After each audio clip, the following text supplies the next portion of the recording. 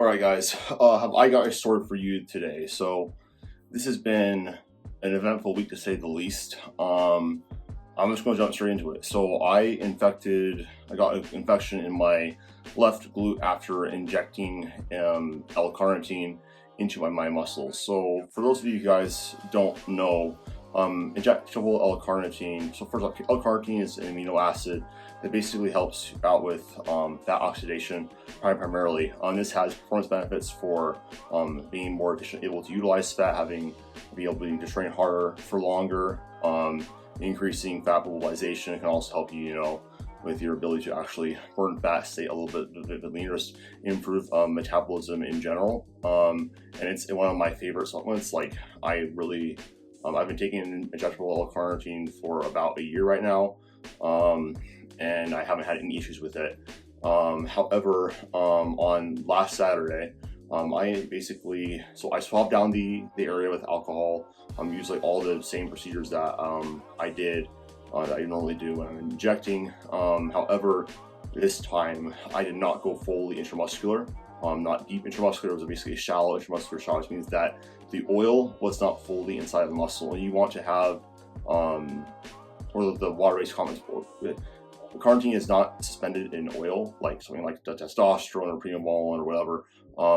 It's suspended in a water-based solution. So the issue with water-based solutions is that if you do not fully inject them into your muscles, they tend to pump up and they form like a pretty hard, painful knot in the target muscle. I've had this happen to me before. Didn't really think too much of it. It was just like kind of like crap. Like that's going to be painful, for a couple of days, and then it'll get better. So didn't really think too much of it. And then the next day, I remember I looked at my left glute in the mirror, and I was like, "Oh, that's really weird." There's like this little like scab over the area where I put it over, and it seems to be a little bit more inflamed. That morning too, I also jumped up 2.2 pounds, which is like not an abnormal weight fluctuation. Like, I usually see people fluctuate, between 3 pounds around a certain body weight. Anyway, so I was like, okay, like whatever. But as the day went on, I was starting to kind of feel sick. I felt like really nauseous. I felt like my body was having involuntary muscle cramps and spasms. I was experiencing it was getting hard to walk normally. I felt a lot of inflammation in my entire body, had like a runny nose, etc. So I was like, at that point, I was getting a little bit concerned about what potentially what was happening. And then on Monday, I woke up and it was worse. My glute was way bigger. It was really hard to walk. I was kind of like limping everywhere. Like I remember even walking into the gym. The gym owner was like, "You doing okay?" Like I'm pretty sore. So I was really sore. Like my whole body was like just in a lot of pain. Like just from a lot of high level of inflammation from the infection, which I didn't know that I had. At this point, I still only thought it was a severe case of post-injection pain. So I was just kind of moving on from it. But walked in. It was really painful putting on my shoes. Like I couldn't like flex my hip. Like I couldn't. Sitting down on it hurt. I couldn't sit down normally. I couldn't extend my hip without having pain. But put on my knee sleeves. It was pretty hard. I ended up like having like my left leg like straight out. And whatever, and I have a very high pain tolerance, which is why I'm still going to squat through this. And we'll see how this goes. And it was really difficult for me to hit depth. It was very painful every single rep. I remember at the end of my heaviest set of the day with 424 or 192.5 for 8 on squat, I felt this burst in the area. Like I felt some oozing out of my glute, and so I was a little bit concerned there. I didn't really know what it meant. So I kind of just like looked at it after, and I wasn't noticing much. I was like, oh, it definitely like opened up the scab over the injection hole, and so I didn't really think too much of it again. I was like, well, I guess I'm just going to get through this, put some Neosporin on, some alcohol, rubbing alcohol, Band-Aid, and if we go and finish up this workout. I was really hard to like, the bench press, just like putting my feet down, because on bench pressing you have some sort of like hip extension to like have that leg drive. And so, or hip flexion is what it would be. So like I could barely do that. It was really painful. I got through like other workouts, but like I was just so sore. I was feeling like really tired. I felt really bad quite quickly after that. And then on Tuesday, my glute was like just so pissed off. It was so inflamed. It was like literally, I kid you not, like 3 times the size of my right glute, and walking was impossible. I was in so much pain. My workout was also started to really suffer. Like I was significantly weaker than I was last week when I tried to go and train on bench press and all my accessories, and nothing really felt good. I just felt exhausted and just in so much pain. So I decided to go to the urgent care after kind of talking to some of my friends at the gym that do they work in healthcare, and they're like, yeah, it looks like that's probably an infection. You should probably go to the urgent care, see what they can do for you. You might have an abscess, is basically some pooling blood underneath it, or that might be getting infected. So maybe you need to drain that. Went to the urgent care, and I don't have health insurance. Like that's like good. So I'm self-employed. I only have catastrophic health insurance. Basically means that it works well and only really help like if you're actually admitted into the hospital. If I'm going to the urgent care, if I'm getting prescriptions, if whatever I'm doing, I'm paying out of pocket essentially for that, and that's going to American healthcare. It sucks. But I was like, well, I'm going to pay the $130 it costs to go to the urgent care. The person was like, looked at it, was like, oh man, yeah, that's not normal. Because kind of was prodding, poked it around in there, and like it really hurt. And then he's like, well, it's not an abscess. Not really sure what this is. We're going to get you on some clindamycin, which is an antibiotic, and going to see how that helps. So he told me if he gets worse within the next 48 hours after starting antibiotics, you need to go to the ER. So got the clindamycin from Walgreens, went home, but that night it was the worst pain I have like ever experienced. Just walking around it was impossible. I couldn't sleep because it hurt so much, and like I am someone that has a very high pain tolerance. I can push through a lot of discomfort, but this was just something that was unreal. Like all I can sort of describe it as is it feels like somebody's constantly stabbing a sword in your ass, because it was just, that's kind of like what was happening to the tissue. So I couldn't really sleep, and I woke up the next day and it was just so painful, and it was even worse. I couldn't really walk. I got a second opinion from another urgent care, who then told me I needed to go to the ER, as well as some of my other friends who saw it. It was starting to turn like the day before. It wasn't turning colors yet. It was really swollen and inflamed, and I could see like the scab above it, instead of being like red, was like black.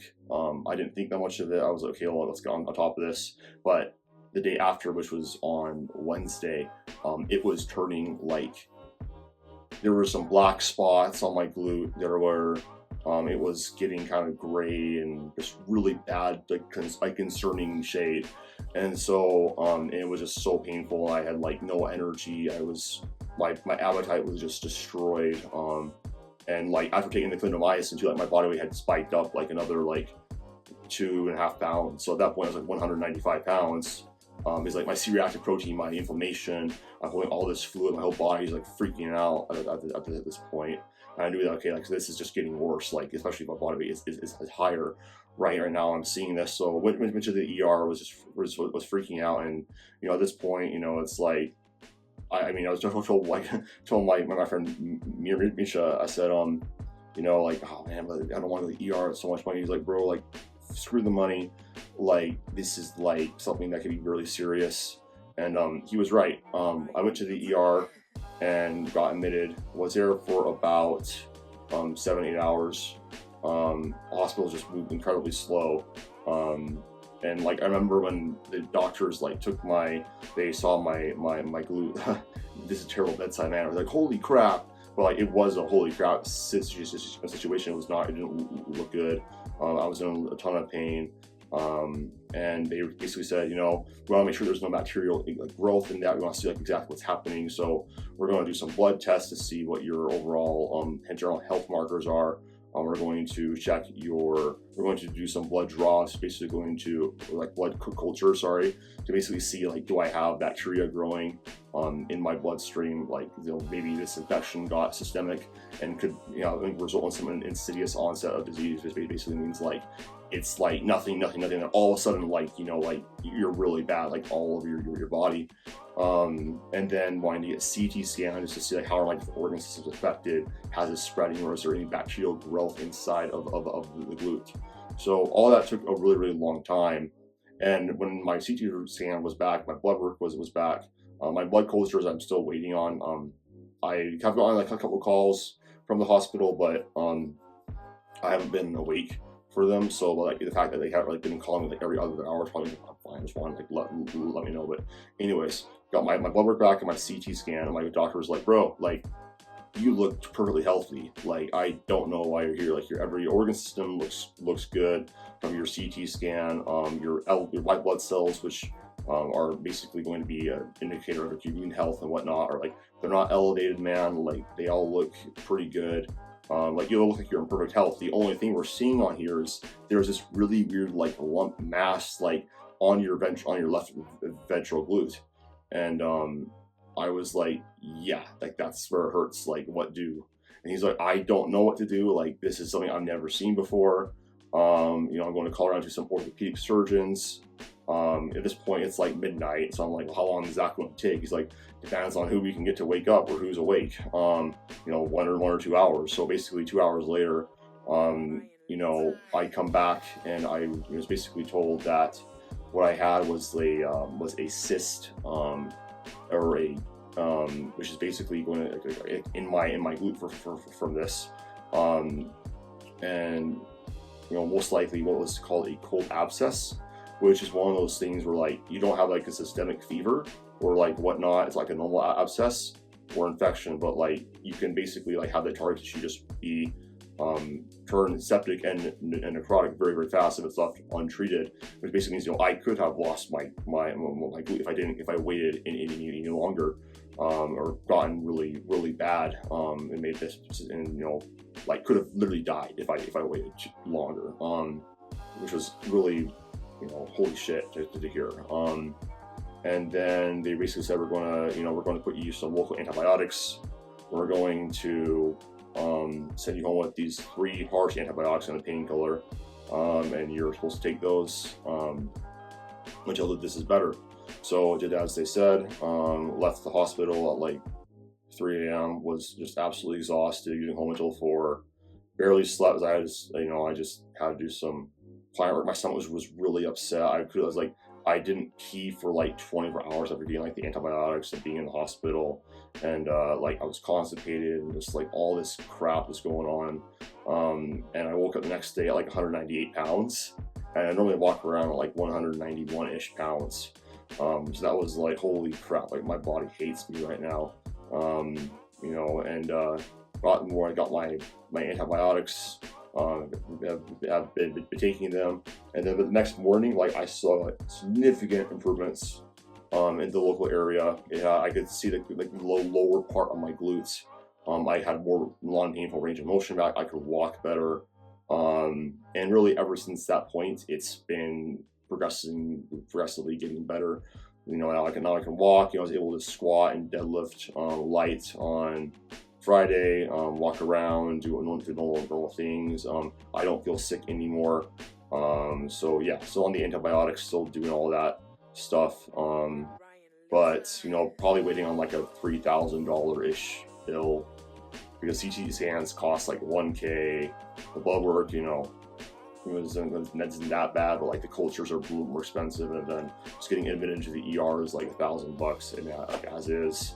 So definitely an L in terms of the finances, but 100% worth it to make sure I'm not dead. So if I wait, I could be dead. So I'm really grateful that I'm okay. Seemingly, I'm still recovering. I'm exhausted all the time right now. Antibiotics I'm on are really, really, really harsh. My body doesn't not like them. I have 4 more days on them until I can come off of them. But yeah, I'm not going to be most likely injecting L-Carnitine anymore. I'm probably going to be taking more of an oral base of it, so it's less bioavailable. You have to take way more of it. For example, if you take it's like 10 to 15% bioavailable, so to get the amount of carnitine I want, I have to have between 3 to 4 grams of that orally, with also some carbs to get across the barrier, because L-Carnitine can't get shuttled across without so some insulin to get inside of the muscle. So anyways, I'm going to be probably doing that, because I still love the supplement. But yeah, just a word of warning to anybody who's using a water-based solution, injecting L-Carnitine, glutathione, whatever it is. Be really, really careful with it. Water-based solutions are more prone to bacterial overgrowth than oil-based substances such as steroids, just because of the nature of it. They can also become really it's easy for you to get infected. In all honesty, I think that if I wasn't, the day before I got infected, I had a really hard squat and deadlift session. I had a really baller training cycle. I just hit PRs all the time. I was definitely feeling more fatigued and more beat up, essentially. I think that definitely already, hard training compromises your immune system. So I think that's what made my response worse as well. So, I think in normal situations, I was less stressed out, less, compromised immune system, better sleep, etc. My body might have been able to fight this off normally, but at this situation, I couldn't do it. So, make sure you're swabbing down the area with the alcohol swab thoroughly. Make sure it's clean. Make sure you're not reusing needles. I was not reusing the needles. Make sure it's deep in the muscle and you are injecting it. Be very careful with it. Respect what you're doing if you do decide to inject, any sort of substance, be it a steroid or, any sort of water-based solution. So then you don't have to spend, $3,000 like I did to get, to make sure that you're okay, or potentially die. So I'm okay for right now. Essentially what I'm going to be doing is taking training just a little bit easier for this next week, just so I don't get my I've already had I lower down inflammation, make sure I'm totally okay before I really do start training normally. I'm still planning on competing in the meet I had planned, in January, March, May. So yeah, but anyways, I'm alive. That you guys are all for the concern. Hopefully anybody who sees this video, this is just a little warning, just be careful. So yeah, if you guys have any questions down, I'll pass them down below. Please don't be a dick. This happens, and so it's really everybody. I know some IFBB pros, some people that literally got in the hospital for the same reasons as me, because of this. Last thing I will say is that if you are injecting anything, make sure you have cephalexin. There's going to be an antibiotic you can get from fish, stores, online. Put those tablets in a saline solution of rubbing alcohol or whatever. Put 1,000 milliliters and put that in a spray bottle, and just have that on hand as a first aid kit item, so that in case you do get an infection or whatever, you can just apply the antibiotic immediately. Or get a bad injection, you're trying to get some PIP, you just apply it there immediately, neutralize any bacteria fast before it starts to deform, and hopefully reduce your chance of actually having to have further procedures done. So anyways, yeah, I'm alive. Definitely a little bit beat up, but I should be okay. So thank you guys again for all the concern. We'll talk to you guys in the next one.